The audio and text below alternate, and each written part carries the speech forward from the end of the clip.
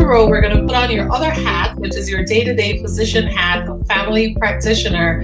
And now we're going to start talking about some things that are practical and necessary. So you already alluded to one, which is, do you have a thermometer? I think many people, unless they have very young children at home, they probably haven't considered whether or not a thermometer is a good idea to have in the home. And certainly in my last 2 days of looking at questions during live, people keep asking, you know, what sort of temperature, fever should I look for? I can tell you that I know for most of us, having grown up in households, immigrant households, etc., the way our moms determined a fever was she touched you and she said, yeah, you're hot, you have a fever.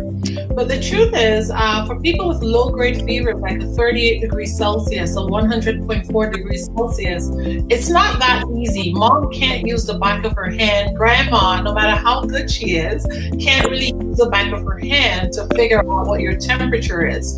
And so that's one of the things I wanted to emphasize today, is talking about how do we put together a family first aid kit so that we can start assessing each other while we're at home during quarantine or isolation or just social distancing. And so one is a thermometer, but tell us more about what else do you think should be a part of a kit or a family's first aid response? Absolutely. So thank you for bringing that topic up. Definitely number one is a thermometer. For a patient, for me, someone with a temperature of 99 versus the temperature of 105, that really changes the dynamics of how I'm going to advise you and get you care. So as Dr. Duke said, hand on the forehead, even if mommy or grandma thinks you're warm, I really need more information. The second thing I recommend is a blood pressure cuff. We know, especially in minority communities, there is a lot of hypertension. So even if no one gets this virus within your household, it's just a good standard to have in a home a blood pressure cuff anyway. Normally, when I'm talking to people about blood pressure, I'm worried about their blood pressure being too high. In this case, I'm worried about your blood pressure being too low, because when you're sick, you have a loss of appetite. You may not be drinking enough, and the virus can really take a toll on your system. And if your blood pressure goes really low, I may have to send you to a hospital for IV fluids or different things like that. So knowing that is extremely helpful in determining the level of care. My son just left for spring break, and one of the things I made sure is that I sent Motrin with him. And his dad was like, well, when do I give it to him? I said, you know, it's only if he gets a fever. But as a mother, I have to think ahead, because my worst fear is, okay, he gets a fever, and while I'm waiting for him to see a doctor, that temperature is going up and up and up, because now there's no more Motrin left in the store. And if you have it in your house and you're thinking, oh, I have it, make sure you check the expiration date, because we tend to have those things, and before you know it, 2 years has gone by, and oh, by the time you need it, why isn't this Motrin working? Oh, from 2016. So I would definitely want you to have some type of Motrin or Tylenol in your virus survival kit. That is, maybe we can call this. Making sure that you have plenty of fluids. When people are sick, I like to advise that they drink vitamin water, not just the regular water, especially if I haven't seen any reports of it really being harsh on the GI system. But if you start vomiting, different things like that, electrolytes are going out, you need to put electrolytes back in, or you can have things like irregular heartbeats that have nothing to do with the virus, but can really have a very negative impact on your health overall. And that's true. That's true. Now, I should say, though, there are reports of people with nausea, vomiting as presenting symptoms of the virus.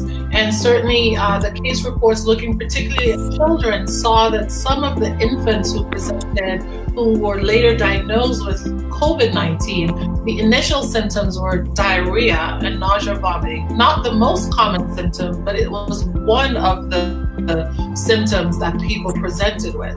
And so that's a possibility. So very good to know that, and I'm not surprised because as family medicine, I see children and adults, and that's one of the number one things I would see. People will come in, they have a fever, but their throat doesn't hurt. We don't know what's going on. I was like, well, just check them for this infection, and it would be there. So kids tend to present differently, and it's very helpful. That's one of the things that is available. Yes. And dehydration, you know, I alluded to it yesterday briefly, but children dehydrate very quickly. And so it's important to know signs and symptoms of dehydration. And especially if you have a child who was exposed and you're watching them at home, you do need to know that while you're isolating them or helping them out, you have to make sure they're still staying hydrated, still staying fed, simply because they need to be maybe in a room with less people around, because you can't really leave them alone. You do need to make sure they're getting enough hydration, getting the electrolytes in their fluids. So yes, I agree with that. One thing, talking about, so Motrin, for those who are listening, Motrin is a brand. The active ingredient is ibuprofen. It's one of the non-steroidal anti-inflammatory drugs. I think what's interesting, Dr. Rowe, is there was a report today out of France that in France, they're asking people not to use NSAIDs, but instead use Tylenol, acetaminophen, and acetaminophen-like products for fever reduction. And I'm not sure on all the science behind that yet. I've actually spent a good part of my morning looking at that to understand, because on the one hand, it's an anti-inflammatory drug, so it makes sense to me that they may be concerned about inflammatory processes being inhibited that might actually help people otherwise that an NSAID might be blocking. But I would say for sure, if you're looking to stock your health kit at home, then yes, your thermometer, a blood pressure cuff is definitely helpful, and they're actually not that expensive. People assume they're expensive, but they're not. I can tell you, even in the Caribbean, in Trinidad and Tobago, for example, you can access a blood pressure cuff at the pharmacy without a prescription, and they're running at the cost, the equivalent of $30 US if you want to get one. So it's accessible. Tylenol or acetaminophen, or what they call paracetamol in some other countries outside of the United States, some of those are definitely helpful to have at your disposal. Like she said, Dr. Rowe mentioned having cough syrup, just things to help with some of the symptoms. And a lot of what we are doing as we treat across the United States and globally with the symptoms of coronavirus is just that, we're treating symptoms. There is no currently approved drug for the virus. They're working on it in research, but there's no currently approved drug.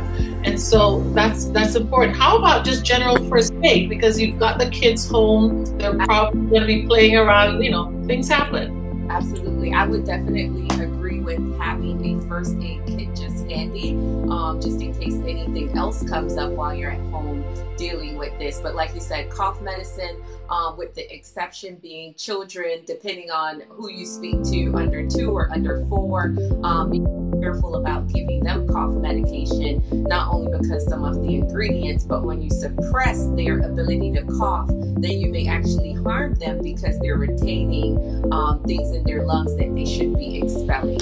And as you said with the children, in terms of hydration, check their diapers. If normally they're having 3 or 4 wet diapers a day, and suddenly they're only having 1 or 2, that actually is more worrisome to me as a physician than them having a high fever. So things like that sometimes parents aren't thinking about, I think it's very important for them to know. Yes, and it's important for us to highlight that, because, you know, the infants are the ones we worry about, seeing that they usually cannot communicate what they're feeling. And that, of course, is what breeds anxiety in parents, and what would still cause them to rush to the doctor's office as opposed to accessing telemedicine service.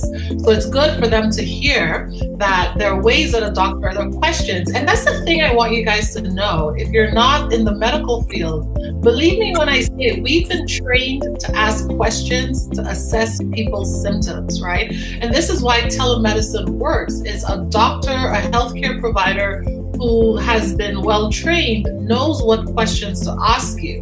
We're not just flying off the seat of our pants here. We know what symptoms to assess. We know what questions to ask for. So like the wet diaper, you probably never thought of that as a sign of figuring out dehydration. Your doctor knows that. And believe me, Dr. Rowe, other pediatricians, other family practitioners, the emergency medicine physicians out there know these questions. They know what to ask you to help determine the level of severity they're dealing with without physically eyeballing the child. The truth is, even if you brought that child to the clinic, they would ask you the same questions because that's really what's helping them. And then, of course, with virtual visits, they can also see the child as they're looking with you via video if it's not a telephone consult. So keep that in mind as well.